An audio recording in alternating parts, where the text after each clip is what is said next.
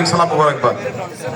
দেখুন, অনেক বেলা হয়ে গেছে, আপনারা সবাই ক্ষুধার্ত বা শেষ করতে যাচ্ছেন। আমি খুব বেশি বক্তব্য দিব না। বক্তব্য দেওয়ার থেকে গুরুত্বপূর্ণ জিনিস হচ্ছে আমাদের নির্বাচন নিয়ে কিছু কথা বলা। কারণ আমি কিছু উঠোন বৈঠক করেছিলাম, ওখান থেকে আমার অভিজ্ঞতা হয়েছে আমাদের নেতারা যে বক্তব্য দেয় 90% লোক এসব বক্তব্য শুনতে চায় না।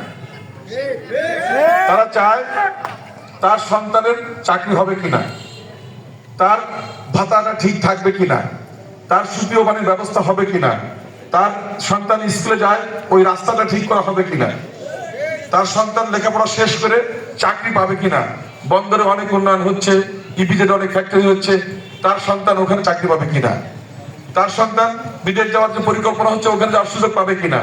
মানে এইগুলো নিয়ে কিন্তু তাদের চিন্তা ভাবনা। কারণ এই মানুষগুলো হতদরিদ্র, তাদের রাষ্ট্র নিয়ে আমাদের এত বড় আধ্যাত্মিক কথাবার্তা শোনার সময় নেই। আমাদের প্রিয় নেতা তারেক রহমান সাহেব বলেছেন যে আমরা মানুষের প্রত্যাশা পূরণের রাজনীতি করি। তো মানুষের যদি প্রত্যাশা পূরণ না করতে পারি তাহলে তো এই স্বপ্নের কথাগুলো বলে আমাদের কোনো লাভ নেই, স্বপ্নের জগতে বিচরণ করে কোনো লাভ নেই। তারেক রহমান সাহেব কিন্তু পরিষ্কার করে বলেছেন যে আমরা কোনো স্বপ্নটা দেখতে চাই না, আমরা চাই মানুষের প্রত্যাশা পূরণের রাজনীতি করতে। আমরা পরিকল্পনা করব, বাস্তবায়ন করব। এটাই হচ্ছে আমাদের মানে মহত্ব বা আমাদের পরিকল্পনা, যে আমরা কিছু কিছু পরিকল্পনা নিব, সেগুলো বাস্তবায়ন করব। এখন এই জনপ্রতিনিধি এমপি না থাকে তাহলে জাতীয় পর্যায়ে অনেক পরিকল্পনা নেওয়া হয়েছে। আপনারা 31 দফা রাষ্ট্রীয় মেরামত আছে, আমাদের কিছু পরিকল্পনা, দেশ গড়ার পরিকল্পনা আছে। এখানে অনেকেই ট্রেনিং দিয়েছে, আজকে আমাদের জনীয় কয়েকটা কথা বলেছে। মূল কথা হচ্ছে যে বিএনপি এই দেশের তরুণদের জন্য, যুবকদের জন্য কিছু পরিকল্পনা নিয়েছে। যেমন বেকার যারা থাকবে, শিক্ষিত বেকার, চাকরি উপযোগী, তাকে 6 মাস বা 1 বছরের প্রশিক্ষণ দেওয়া হবে, তাকে ভাতা দিয়ে তাকে প্রশিক্ষিত করে চাকরির ব্যবস্থা করা হবে। আমরা বলেছি 18 মাসে আমরা 1 কোটি মানুষের চাকরি দিব। অনেকে তর্ক করতে পারে যে কিভাবে দিব। বিএনপি কিন্তু দেশ পরিচালনার আগেই কখন কি করবে, কোথায় কার চাকরি হবে, কোথায় কোন প্রজেক্ট দিবে, সবগুলো নিয়ে কিন্তু সুনির্দিষ্ট পরিকল্পনা আছে। আমরা যদি 12 তারিখে নির্বাচিত হই, 13 তারিখে কি করব, আগামী জুন মাসে কি করব, ডিসেম্বরে কি করব, এগুলো নিয়ে কিন্তু আমাদের সুনির্দিষ্ট পরিকল্পনা করা আছে। এবং বিএনপির এই টিমে দেশি বিদেশি এক্সপার্ট তাদের মতামত দিয়েছে। আমাদের অর্থনীতির সাথে সামঞ্জস্য রেখে কোনটা বাস্তবায়ন করা সম্ভব, কোনটা বাস্তবায়ন করা সম্ভব না, এগুলো আমরা কাজ করেছি। বিএনপি যুবকদের জন্য যে পরিকল্পনা নিয়েছে সেটা হচ্ছে যুবকদের জন্য কর্মসংস্থানের ব্যবস্থা করা। এইটাই হচ্ছে সবচেয়ে বিএনপি বড়, আমি মনে করি যে একটা বড় পরিকল্পনা। তো আমি এতটুকু দায়িত্ব নিয়ে বলতে পারি যে আমাদের এখানে যুবকরা যারা আছে তারা যেন সত্যিকার তাদের মেধা অনুযায়ী বা তাদের যোগ্যতা অনুযায়ী কাজ পায়, সেটার জন্য বিএনপি কাজ করবে ইনশাআল্লাহ। আমরা চাই আমাদের এই বন্দর কেন্দ্রিক যে অর্থনৈতিক যে মেরুদণ্ড আছে সেটাকে আরো বৃদ্ধি করতে, আমাদের ইপিজেড এর সক্ষমতা বাড়াতে, মোংলা বন্দরের সক্ষমতা বাড়াতে, তাহলে এখানে অনেক মানুষের কর্মসংস্থান হবে। সেদিন আমি আমাদের সাবেক মেয়র জুলফিকার ভাইয়ের সাথে কথা বলছিলাম, এখানে আরো 2টো ফ্যাক্টরি আসার চিন্তা ভাবনা করছে। তাদের প্রায় 10-20 হাজার লোক নিয়ে তারা পরিকল্পনা করছে তাদের ফ্যাক্টরি সেট আপ করার জন্য। আমি তো মনে করি যদি এখানে বিএনপি প্রতিনিধি থাকে বা এমপি থাকে তাহলে তো আমরা বলতে পারবো যে না, আমার অদক্ষ শ্রমিকগুলো শতভাগ মোংলার থেকে নিতে হবে, যেহেতু তাদের এই জনপদে এটা হচ্ছে। সুতরাং আমাদের কিন্তু এখানে কর্মসংস্থানের জন্য আমরা সুযোগ করতে পারবো। কিন্তু আমাদের রামপাল পাওয়ার প্ল্যান্ট হয়েছে, চুক্তি ছিল একরকম, প্র্যাকটিক্যালি আর একরকম হচ্ছে। কিন্তু এখানে বলা ছিল লোকাল শ্রমিক এতগুলো নিতে হবে, ইন্ডিয়ান শ্রমিক এতগুলো আসতে হবে, বা স্যালারি রেঞ্জ এরকম হবে। কিন্তু ওনারা কিন্তু ওনাদের মতো করে চালাচ্ছেন, কিন্তু কারণ এখানে দেখভাল করার কেউ নেই। আমি যদি আপনাদের প্রতিনিধিত্ব হই, আমি ভেরি নেক্সট মর্নিং অর্থাৎ পরের দিন সকালে গিয়ে আমি বলবো যে আপনাদের শীট দেন, চাকরি শীট দেন, আপনার কোন সেক্টরে কয়েকজন কোন জনপদে কাজ করছে, স্যালারি রেশিও কি আছে, আমার অধিকার আমাকে বুঝিয়ে নিতে হবে, কেউ বুঝিয়ে দিবে না। আমি যদি বুঝিয়ে দিতে না পারি তাহলে সেটা আমার দোষ, কারণ ফাঁকি তো সবাই দিতে চায়, কারণ তারা এখানে আসছে টাকা বানানোর জন্য, ব্যবসা করার জন্য, তারা বাংলাদেশকে সাপোর্ট করতে আসেনি। কিন্তু সুতরাং এখানে আমাদের দায়িত্ব হচ্ছে আমাদের জনপদের এত ডিজাস্টার করে আমরা একটা পাওয়ার প্ল্যান্ট করেছি, সুতরাং এই পাওয়ার প্ল্যান্টের যে আউটপুট সেটাই জনপদের মানুষকে ভোগ করতে হবে। আর একজন আসবে, সে বেতন পাবে, কিন্তু তার জন্য সে তাদেরকে ডোমিনেট করতে পারবে না। কিন্তু সেটাই হচ্ছে। কিন্তু এই ধরনের কিছু চুক্তি আছে যেগুলো অসঙ্গতি আছে, যেহেতু আমি ব্যাপারটা নিয়ে কাজ করেছি, আমি ভালো করে জানি। তো আমি এতটুকু আপনাদেরকে বলবো যে আপনারা আশ্বস্ত থাকতে পারেন, যদি এখানে আপনাদের নির্বাচিত প্রতিনিধি থাকে, তাহলে এই মোংলা বন্দর, ইপিজেড, আমাদের যে শিল্প অঞ্চলে যে ইন্ডাস্ট্রিগুলো আছে, আমাদের ইকো ট্যুরিজমের সম্ভাবনা যেটা আছে, এই সব ক্ষেত্রে আমাদের একটা অংশকে আমি কর্মসংস্থানের সুযোগ করার চেষ্টা করবো ইনশাআল্লাহ।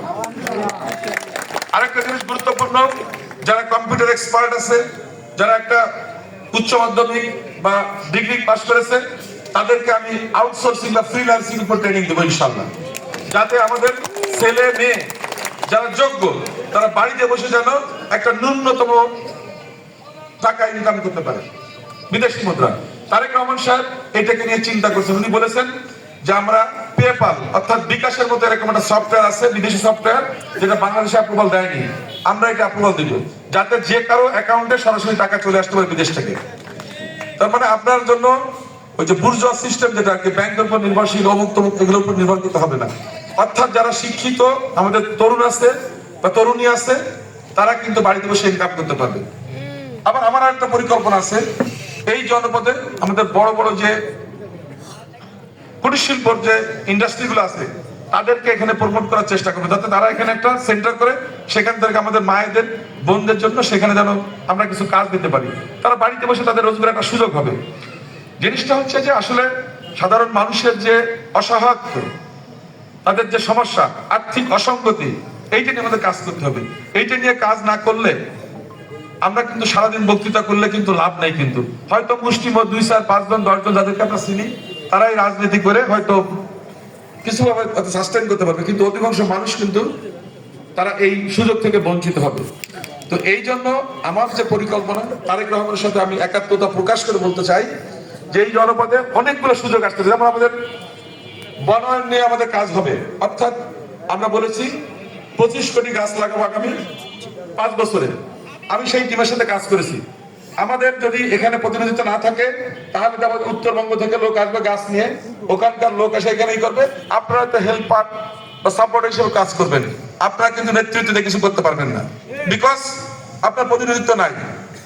তো সুতরাং আমি যদি এখানে থাকি, তাহলে আমি বলতে পারবো যে না, আমার এখানে লোকজন ক্লাইমেট ভিক্টিম, অর্থাৎ জলবায়ু পরিবর্তনের শিকার, তাদের আর্থিক অসঙ্গতি আছে, এখানে ধান হচ্ছে না, এখানে কৃষকের কাজ নাই, জেলেদের জন্য যে মাছ ধরা সেটা নাই, তারা সবাই বেকার। সুতরাং আমাকে এই সুযোগটা দিতে হবে। এই খুলনা বেল্টে বা আমার এই রামপাল মোংলায় এখানে যত গাছ লাগানো হবে, আমাদের এখান থেকে সোর্সিং করতে হবে।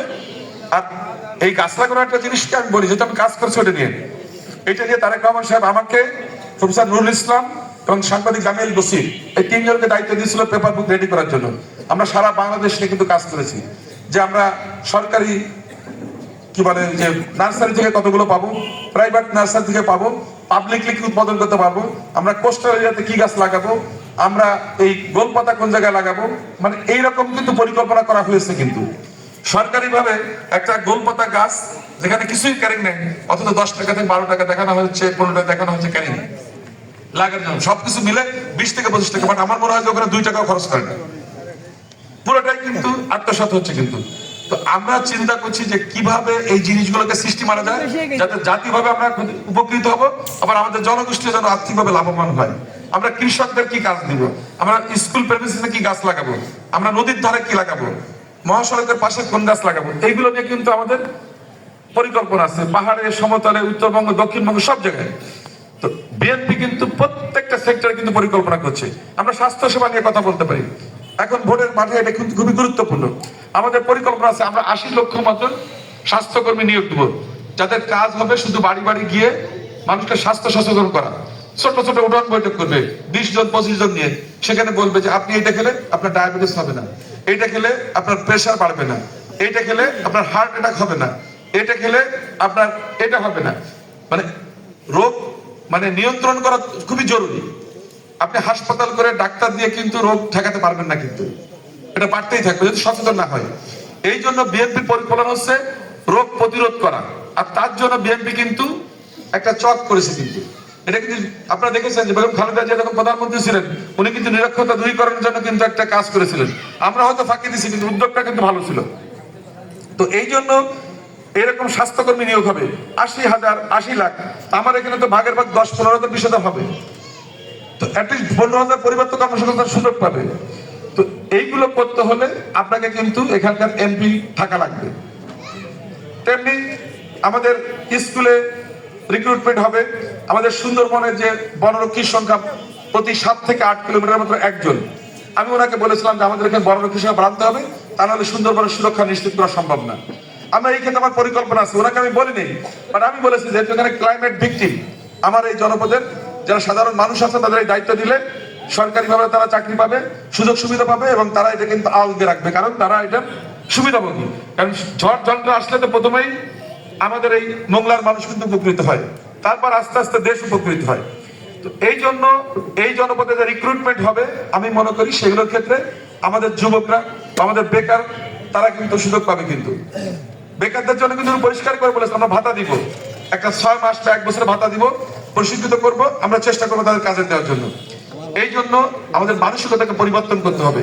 আমরা এখন রাজনীতি করছি, অনেকেই আছে তারা এই নোংরা পৌরতে বাড়ি দেখা যাচ্ছে যে চাপ পায় বা এই আশেপাশের ইউনিয়নে গিয়ে তারা গেট দখল করতেছে, বিভিন্ন ধরনের দান্দাবাজি করতেছে, এগুলো দলের দুর্নাম হচ্ছে। আমরা কিন্তু এগুলোকে উৎসাহিত করব না। আমরা চাইবো যেগুলো সুযোগ আছে তাদেরকে কাজ দিব, তাদেরকে বিভিন্ন ধরনের কন্ট্রাক্ট দিব, বিভিন্ন ধরনের প্রকল্পের সাথে তাদের যুক্ত করবো, যাতে তারা সম্মানের সাথে বাস করতে পারে। আমি চাই না আমার কোন যুব দলের নেতা, কোন ভাই মাস্তান বা সন্ত্রাসী হিসেবে পরিচিত হোক। আমি চাই প্রত্যেকটা যুব দলের ভাই তার পরিবারের সামনে যেন সে মাথা উঁচু করে দাঁড়াতে পারে যে আমি এগুলো হালাল রুজি করে তোমাদের খাওয়াচ্ছি, আমি এটা চাই। সুতরাং আপনাদেরকে আমি বলবো, যদি আপনারা উপলব্ধি করেন তাহলে আপনাদেরকে কাজ করতে হবে। সময় খুবই কম, কারণ আর মাত্র 12-14 দিন সময় আছে, 2 সপ্তাহ নাই কিন্তু পুরোপুরি। সুতরাং এই সময়ের ভিতর কিন্তু আমাদেরকে সমস্ত কাজগুলো শেষ করতে হবে। আমি মনে করি যারা কাজ করতে আগ্রহী তারা যুব দলের যে ইউনিট গুলো আছে, যদিও সংগঠন এখন ওইভাবে ফাংশন করছে না, তারপর আমাদের থানা যুব দলের 3-4 জনের একটা কমিটি আছে বা পৌরতে আছে, তাদেরকে বলবো প্রত্যেকটা ওয়ার্ড থেকে বা প্রত্যেকটা ইউনিয়ন থেকে যারা কাজ করতে আগ্রহী আগামী নির্বাচনে যারা লেখাপড়া জানে, দায়িত্ব পালন করতে পারে, এইরকম দেখে একটা শর্ট লিস্ট দ্রুত জেলার নেতৃবৃন্দের কাছে দেওয়ার জন্য বা আমার কাছে দেওয়ার জন্য। তাহলে আমি হবে কি, আমি এখানে যারা বিএনপি নেতা কর্মী আছে তাদেরকে বলবো এটাকে সমন্বয় করার জন্য। তো মূল কথা হচ্ছে তারেক রহমান সাহেব যে পরিকল্পনাগুলো করেছে সেটাকে বাস্তবায়ন করতে হলে আপনাদেরকে ওনারশিপ নিয়ে অর্থাৎ মালিকানা নিয়ে কাজ করতে হবে, কিন্তু তা না হলে কিন্তু বাস্তবায়ন করা সম্ভব না। সারা বাংলাদেশের উন্নতি হবে, মনে করেন বিদেশে লোক যাবে প্রচুর পরিমাণে, আমাদের পরিকল্পনা আছে, কারণ আমরা ইতিমধ্যে জাপান, চায়না, কোরিয়া, ইউরোপে আছে, জার্মানি, ফ্রান্স, এই কয়েকটা দেশের সাথে আমাদের কমিউনিকেশন চলছে বিএনপি টিমের সাথে, ফরেন টিমের সাথে, যেন আমরা এখানে ভাষা শিক্ষা দিয়ে লোক পাঠাতে পারি। তো এটা শেয়ার পেতে হলে তো আপনাকে এখানে প্রতিনিধি থাকা লাগবে, তাহলে পাবেন না। এর আগে কিন্তু সরকারিভাবে প্রচুর লোক বিদেশ গেছে, মালয়েশিয়া গেছে বা শ্রমিক গেছে, কিন্তু আমাদের শেয়ার কিন্তু হয়নি, কিন্তু কারণ আমাদের এখানে সেই প্রতিনিধি সেই ধরনের দায়িত্ব নিয়ে কাজ করেনি বা সে জানেই না বা খেয়াল করে না বা তার এই উপলব্ধিটা হয়নি। তো এই জন্য আমাদের সত্যিকার অর্থে যদি আমাদেরকে কিছু করতে হয়, এইটাই হচ্ছে মুখ্যম সময়। আপনাদের সাথে এই নির্বাচনে কাজ করতে হবে আপনাদেরকে, আমার সাথে না। আমি লায়ন করি, আমি যদি নির্বাচিত না হই, আমি যে চ্যারিটি কাজ করছি এটা আমি করবো ইনশাআল্লাহ। তাদের আমার সামর্থ্য আছে, আমার টাকা আছে, আমার মানে শারীরিক সঙ্গতি আছে, আমি চেষ্টা করবো আমার এই কাজগুলো চালার জন্য, কারণ মানুষ প্রত্যাশা করে এবং আমি মনে করি এটা ভালো লাগে। একটা বৃদ্ধ মানুষ সারা জীবন এই জনপদের জন্য কাজ করছে, সে বৃদ্ধ বয়সে তার পাশে আমি দাঁড়ালাম, এটা আমার জন্য একটা তৃপ্তি, সেটা আমি করবো ইনশাআল্লাহ। কিন্তু আপনাদের স্বার্থে আপনাদেরকে কাজ করতে হবে। যদি এই কথাগুলো বললাম যে আপনাদের কর্মসংস্থান, আপনাদের স্বাস্থ্য সেবা বা অন্যান্য যেগুলো আছে, আপনাদের পিতামাতার জন্য স্বাস্থ্য সেবা, আমরা কিন্তু সবার জন্য কিন্তু স্বাস্থ্য সেবা এখানে 31 দফায় কিন্তু পরিষ্কার করে আছে কিন্তু যে সার্বজনীন স্বাস্থ্য সেবা আমরা এটা নিশ্চিত করতে চাই। সুতরাং এখানে কিন্তু আমাদের বৃদ্ধরা বা বাচ্চা যারা আছে হাসপাতালে গেলে সার্ভিসটা পাবে। কিন্তু এখন অনেক ফাঁকিবাজি হচ্ছে, এইগুলোর জন্য দরকার হচ্ছে স্মার্ট মনিটরিং, আর কিছুই না। কিন্তু আপনি সানা স্বাস্থ্য কমপ্লেক্সে যান, ওখানে যে দায়িত্ব আছে, যদি পাওয়ার থাকে আপনি তাকে বলতে পারেন যে ঠিক আছে আপনি একটা সফটওয়্যার ইন্ট্রোডিউস করেন, ফিঙ্গারপ্রিন্ট দিয়ে ঢুকবে, ফিঙ্গারপ্রিন্ট দিয়ে বের হবে। ফাঁকিবাজির কোনো সিস্টেম নাই কিন্তু, কারণ ফিঙ্গারপ্রিন্ট কিন্তু কেউ টাকার সাথে মিলবে না। কিন্তু আল্লাহ রাব্বুল আলামিন এই একটা জিনিস পৃথিবীতে দিছে যে 1000 কোটি মানুষ, 100 কোটি মানুষ, কারোর সাথে কারো মিল নাই। কিন্তু এইটা দিলে নার্স কখন ঢুকতেছে, ডাক্তার কখন ঢুকতেছে, সবগুলো কিন্তু ক্লিয়ার হয়ে যাচ্ছে। কিন্তু কেউ ফাঁকিবাজি দিলেও কিন্তু ধরা পড়তেছে। কিন্তু তারপরে ওষুধ আপনি ডিজিটাল ডিসপ্লেতে দেখাতে হবে যে প্রত্যেক দিন আপনার স্টক কি আছে, একটা মনিটরি দেন, 20-25 হাজার 25 হাজার টাকা সর্বোচ্চ, ওখানে দেখাবে আজকে এই মেডিসিন এতগুলো আছে, টোটাল সরকারি যে মেডিসিন আছে ওখানে কি আছে, কোন মেশিন, আল্ট্রাসাউন্ড বা এক্সরে কোনটা অকেজ আছে, কোনটা কয়টা এফেক্টিভ আছে দেখা যাবে। সো আপনি যদি কাজ করতে চান এইগুলো ফিক্স করা খুব অল্প সময়ের ব্যাপার। কিন্তু এটার জন্য আইন স্ট্যান্ডার্ড দরকার নেই, আপনার সদিচ্ছাই যথেষ্ট। তো আমি মনে করি আমি ব্যক্তিগত জীবন অনেক সফল হয়েছি। আমি ইউরোপ, আমেরিকা সহ অনেক দেশ ভ্রমণ করেছি। আমি America, Canada, England, France, Germany, Belgium, Netherland, Denmark, অসংখ্য দেশ ভ্রমণ করেছি ইউরোপ। এদিকে Hong Kong, China, Korea, Indonesia, Malaysia, Singapore, Thailand, India, তারপর শ্রীলঙ্কা, দুবাই, টার্কি, সৌদি আরব, অসংখ্য দেশ ভ্রমণ করেছি। আমি দেখেছি প্রত্যেকটা মানুষের উন্নতির পিছনে মূল কারণ হচ্ছে তাদের ওনারশিপ নিয়ে কাজ করা। এবং এই যেসব দেশ উন্নত করেছে, বিশেষ করে সিঙ্গাপুর, ওখানে কিছুই নাই, একটা সমুদ্র বন্দর, একটা বিমানবন্দর, আর আছে হচ্ছে একটা পর্যটন শিল্প, সেন্টোসা আইল্যান্ড। আর এখন তারা স্বাস্থ্য খাতে কাজ করছে, সেবা দিয়ে এই দেশটা টিকে আছে। তাদের কোনো প্রাকৃতিক সম্পদ নাই, কোনো ফসলাদি নাই, কিচ্ছু নাই। আমরা কেন এত কিছু থাকতে আমরা এত পিছনে থাকবো? আমাদের আছে সুন্দরবন, আমাদের আছে মোংলা বন্দর, আমাদের আছে ইপিজেড, আমাদের আছে অনেক জমি জমা। সুতরাং আমাদের তো ভালো থাকার কথা। আমাদের এখানে অনেক ম্যান পাওয়ার আছে যেগুলো এক্সপোর্ট করার সুযোগ আছে, তারপরে কেন আমরা পিছিয়ে আছি? এর মূল কারণ হচ্ছে আমরা আসলে আন্তরিক না। অনেকে শুধু আধ্যাত্মিক কথা বলে বা বড় বড় বিষয় দেখে, আমি আসলে এগুলো চিন্তা করি না। আমি একটা কথা সিঙ্গাপুরে শিপিংয়ে যখন চাকরি করেছিলাম তখন শিখছিলাম, সেই 92-তে, লিড বাই এক্সাম্পল, অর্থাৎ করে দেখাবো যে কি করতে পারি, দৃষ্টান্ত দিয়েই আমি দেখাতে চাই যে ইট ইজ পসিবল। তো আমি শুধু এতটুকু বলবো যে আপনারা আমার প্রতি আস্থা রাখতে পারেন। আমি মিথ্যা কথা বলি না, আমি একজন নামাজি মানুষ। অনেকে বলে না আলহাজ, আমার নামে অনেক গান বলি, এটা বলবো না, বরং আমার নামে নামাজ লিখতে পারো, কারণ ছোটবেলার থেকে আমি নামাজ পড়ি। আমি কখনো নামাজ বাদ দিই না। নামাজি শেখ ফরিদুল ইসলাম লাগলে আমি আরো বেশি খুশি হই ওই আলহাজ থেকে আর কি। কারণ আলহাজ হচ্ছে কোনো টাইটেল না, কিন্তু এটা কিন্তু আপনার ফরজ, আপনি আদায় করতে বাধ্য। আমি আমার যখন হজ ফরজ হয়েছে আমি কিন্তু হজ আদায় করেছি, কিন্তু 2005 সালে, আরো 21 বছর আগে, তখন আমি অনেক বাচ্চা ছিলাম। কিন্তু তো আমি কিন্তু কট্টর প্র্যাকটিসিং মুসলিম, বাট মানুষ হিসেবে আমি অসাম্প্রদায়িক চেতনায় বিশ্বাস করি যে আমার এই দেশ হিন্দু, মুসলিম, বৌদ্ধ, খ্রিস্টান সব মানুষের। আমাদের নেতা বলেছেন ধর্ম যার যার, দেশটা সবার, নিরাপত্তা পাবার অধিকার সব মানুষের, অর্থাৎ ধর্মীয় নিরাপত্তা। তো এই জন্য আমি কথাগুলো বলছি যে আমি যে কথাগুলো আপনাদের সামনে বলছি এখন, এগুলো কিন্তু আমি বিশ্বাস থেকে বলছি। আপনাদের খুশি করার জন্য আমি কোনো কথা বলছি না, আমার এটা ভালোও লাগে না। কারণ আমি এত খারাপ পজিশনে নাই যে এই নির্বাচনে পাস করার জন্য আপনাদের যদি আমাকে প্রতারণা করতে হবে, খারাপ কথা বলতে হবে বা মিথ্যা কথা বলতে হবে। নো, আমি অনেক ভালো আছি আলহামদুলিল্লাহ, আমার কোনো অভাব নাই, কোনো সমস্যা নাই। সুতরাং আপনাদেরকে এতটুকু বলবো যে আপনারা আপনাদের স্বার্থে কাজ করেন, আমি চেষ্টা করবো আপনাদের পাশে থাকার জন্য। এবং আমি চাই না আগামী এই যে কয়েকদিন নির্বাচনের আগে আছে আপনাদের যে মাধ্যমে কোনো সালিশ বিচার যেন না আসে, কারণ এটা খুবই বিব্রতকর। এখন নির্বাচনে কাজ করবো নাকি একটা সমস্যার জন্য সমাধান করবো, এটা কিন্তু প্রতিনিয়ত আসতেছে।